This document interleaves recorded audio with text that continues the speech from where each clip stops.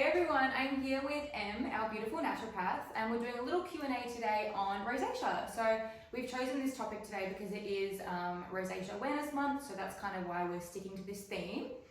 Now before we get onto the topic of rosacea, did you want to give us just a quick little rundown on the gut health and how that impacts our skin and why it's so important to look after ourselves internally as well? Yeah, for sure. I guess as a naturopath, we are naturally obsessed with all things gut health related. So it's really like the hub of our vitality, and it all starts within the gut, because if there's an issue or an imbalance, the ripple effect can go across all of the other systems of the body, including the skin, of course.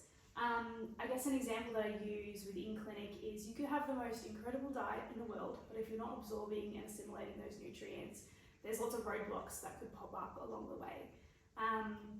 So yeah, and I guess in the spirit of Rosacea Month, if we related it to gut health research, I think it was 2014, the Academy of Dermatology over in Europe had a really interesting discovery with a particular stomach bacteria called H. pylori being present in rosacea clients at a 72% rate, which is insane. So gut health definitely has its place with the skin and our chat today.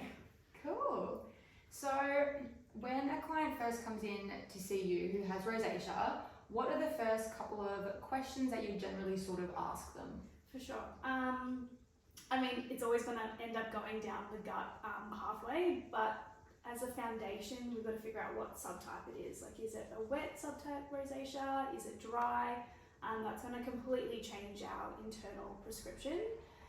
Other extensive questions are going to lie within the immune system. So rosacea is very heavily immune driven, so lots of questioning around the immune system. Yeah. And is there any further testing that could ever be involved? Like, is that something you'd potentially suggest to someone, or? Yeah, if they've had just general bloods done by like your GP, definitely bring them along. But specific tests, if we focused on the gut, it would be that H. pylori bacteria. SIBO, there's really interesting links with SIBO, which is small intestinal bacterial overgrowth. Vitamin D, that's also a really interesting one. If we're looking at the skin, we've got to have zinc. Like, we've got to test your zinc and your copper and see what's going on there.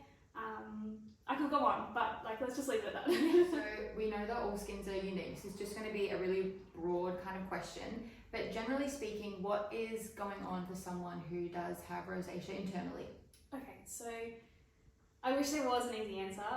Rosacea is multifactorial, so there is so much going on with all the different systems within the body. There's no cure, which we know, but there's still heaps of research that's coming out. So let's go, I guess, based off what we do know. It is lying within the immune system. So clients who have rosacea have higher levels of TLR2 and AMPs within their skin. So our focus has to be immune system based. Yeah. Now, those of you who have seen Em did her little intro video and mentioned that chili flares up her rosacea. So Em, are there any other foods that are known to sort of flare it up, or do you have any food recommendations that might help calm it down as well? Yeah, so there's lots of foods which can feel overwhelming. There's really solid research on gluten, which I do hate to be the bearer of bad news, because gluten is hanging out in a lot of our foods. But we can explore that during a consult if it's relevant for you and your rosacea journey. Yeah, the chili family can flare, anything heating, so things like cinnamon as well. Christine did a really good blog post on rosacea food triggers and also the external triggers within our environment. Foods that you would want to focus on for your skin barrier and rosacea could look like essential fatty acid based foods, so lots of fresh seafood. And then zinc, of course, zinc. So pumpkin seeds, again, seafood. I'd be focusing on those foods for sure. Beautiful. So yeah, as I mentioned, every skin, every body is completely unique. So yeah, if you have any questions at all, please feel free to let us know. And yeah, if you haven't seen Em as well, definitely do so. She's not just an expert in rosacea, but literally every skin condition under the sun. So yeah, if you have any questions, you can already tell just from this little chat that she's got a wealth of knowledge. So yeah, make sure you book in to see her. She can address kind of anything that's sort of going on for you guys. Woo!